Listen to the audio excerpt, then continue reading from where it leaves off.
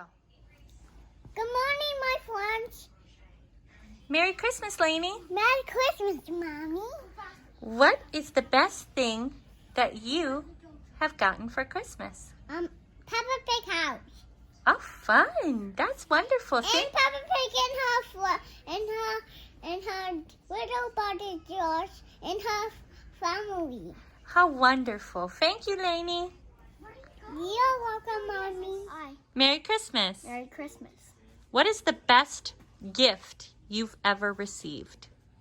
The Switch. Your Switch. Thanks, Milo. That's a great answer. Bye. Bye. Hi, Lucy. Hello, Mommy. Merry Christmas. Merry Christmas to you.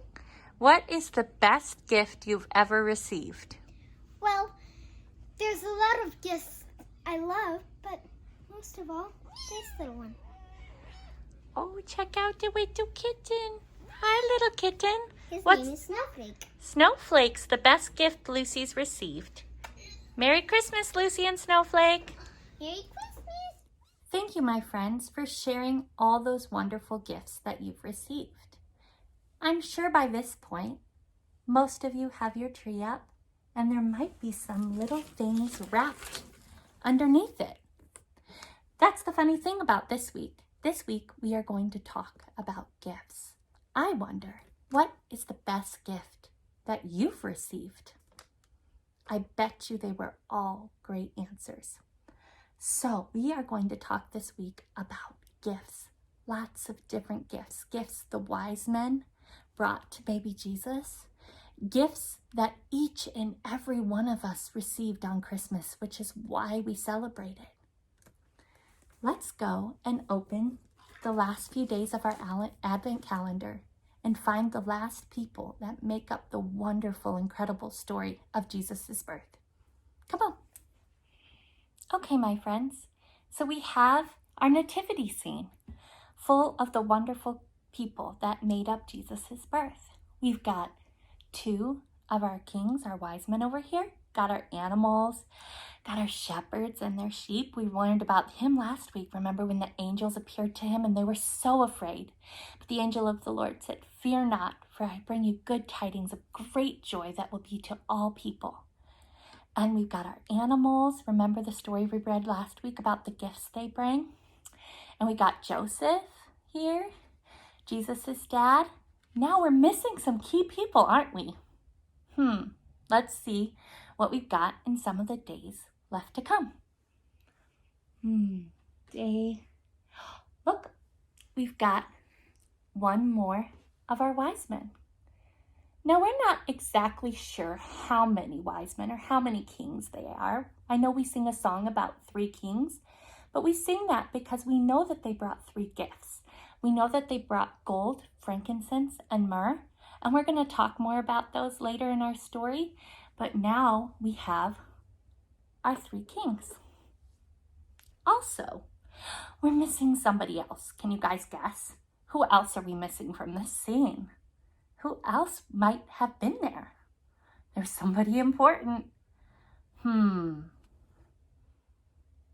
I hear you guys say, Mary? You're right. We're missing Mary. Mary, Jesus' mom. There she is.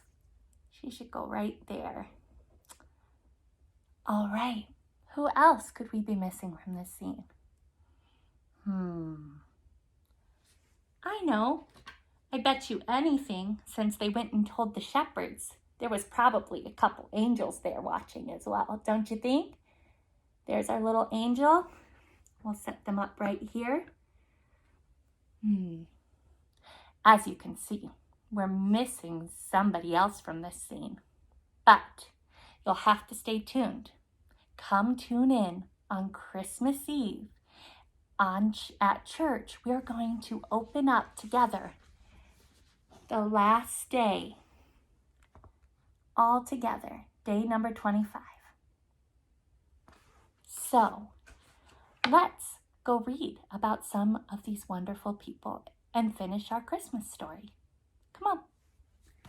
Okay, my friends. So last week in our story, we left off with the shepherds. Remember they were keeping watch over their flock by night?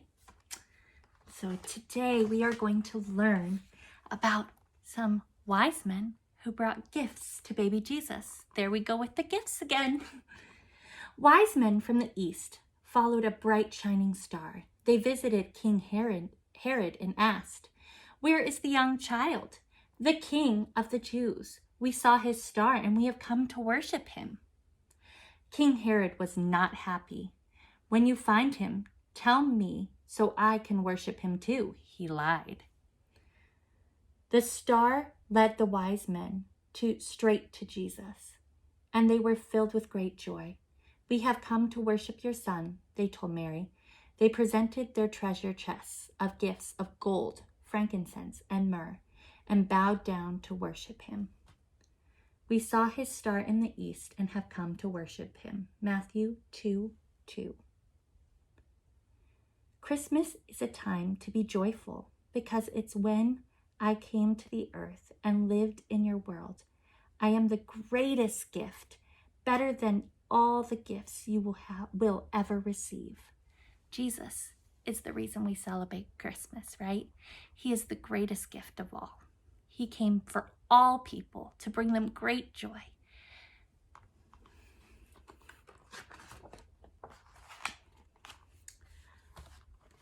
God warned the wise men in a dream to not return to Herod. So they found a different route and set out for their journey home. The angel of the Lord also appeared to Joseph in a dream and said, "You must escape to Egypt. Take the baby and his mother and go quickly. King Herod has devised a plan to try to kill Jesus. You must stay until I tell you to return." Joseph obeyed God immediately. That night he took his family and fled to Egypt for safety.